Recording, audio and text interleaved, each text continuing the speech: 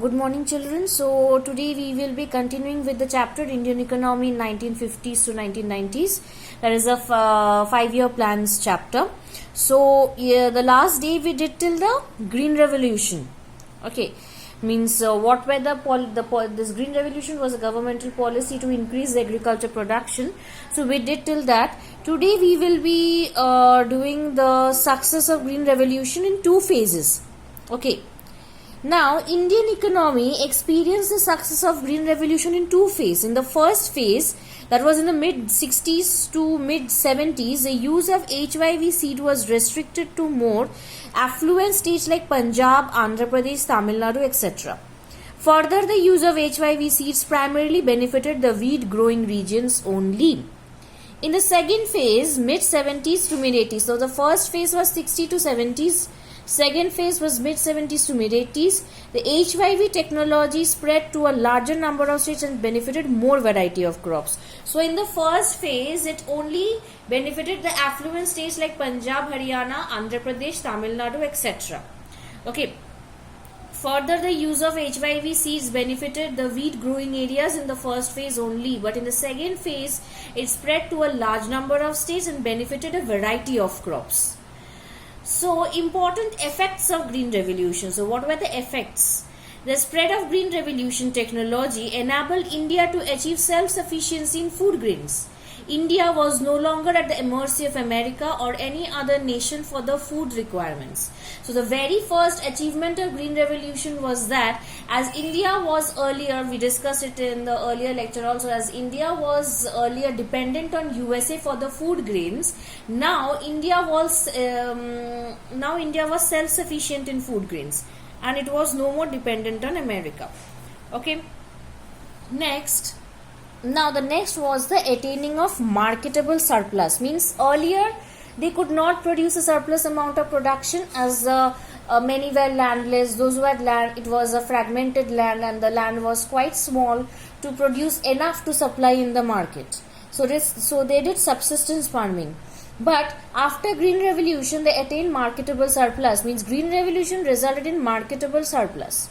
Marketable surplus refers to that part of agriculture produce which is sold in the market by the farmers after meeting their own consumption requirement. Means after meeting their consumption requirement, the excess that is left, that is sold in the market. So growth in the agricultural output made a difference to the economy only when large proportion of the increased output was sold in the market. Fortunately, a good proportion of rice and wheat produced during the Green Revolution was sold by the farmers in the market.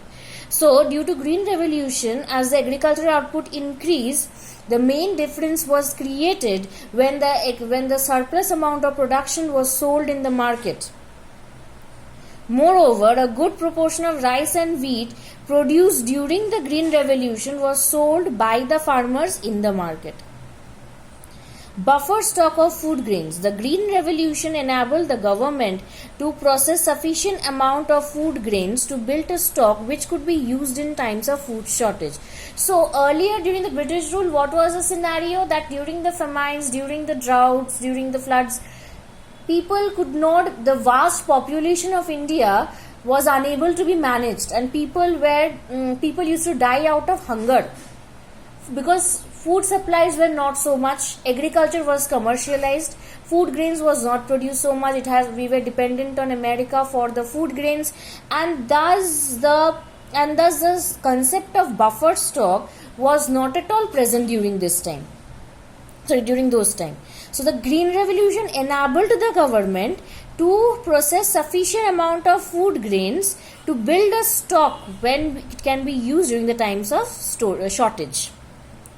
So this was also possible due to Green Revolution. Now benefit to low income groups. As large proportion of food grains was sold by the farmers in the market, their prices declined relative to other items of consumption.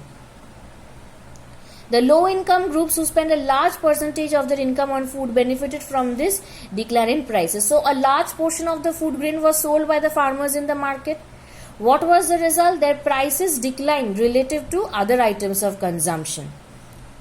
When they were selling their food grains in the market, the farmers, the prices declined than the other commodities. The low income groups now could afford to buy food. Okay, so benefit of this decline in relative prices benefited the low income groups. Okay, next we will be doing the risks involved under green revolution in the next video. Okay, so again I am repeating, the Indian economy experienced success in green revolution in two phases.